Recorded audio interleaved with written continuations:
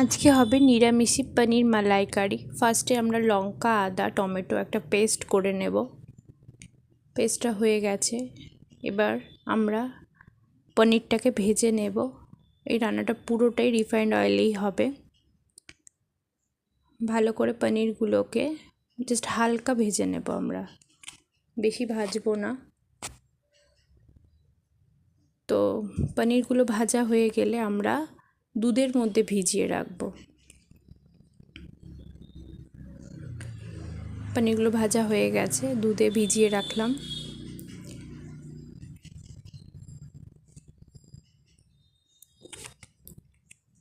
এরপর ফোড়নে যাবে গোটা জিরে, এলাচ, দারচিনি ফোড়নে যাবে।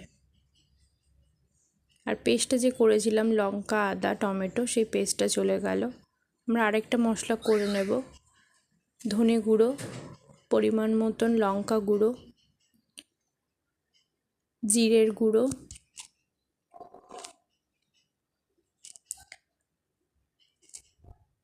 হলুদ গুঁড়ো,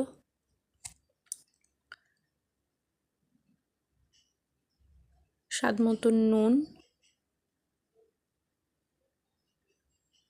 আর মিষ্টি। ভালো করে জলে গুলে নিয়ে জিনিসটা মশলাটা দিয়ে দেব। মশলাটা দিয়ে ভালো করে কষিয়ে নেব। কষে গেলে তেল ছেড়ে দিলে ওর মধ্যে আমরা কাজু পোস্ত বাটাটা দিয়ে দেব।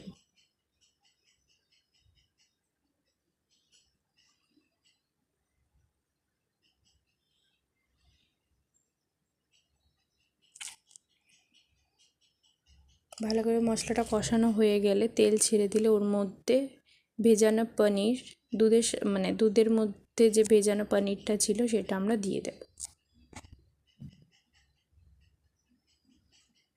কিছুক্ষণ ফুটতে দিতে হবে।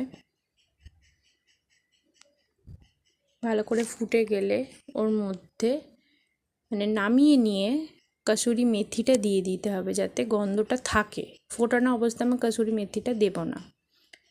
কসুরি মেথিটা দিয়ে দিলাম, আর 1 চামচ ঘি চলে যাবে। হয়ে গেল আজকে নিরামিষি পনির মালাইকারি। ভালো লাগলে অতি অবশ্যই লাইক করবেন, শেয়ার করবেন, কমেন্ট করবেন, অতি অবশ্যই সাবস্ক্রাইব করবেন।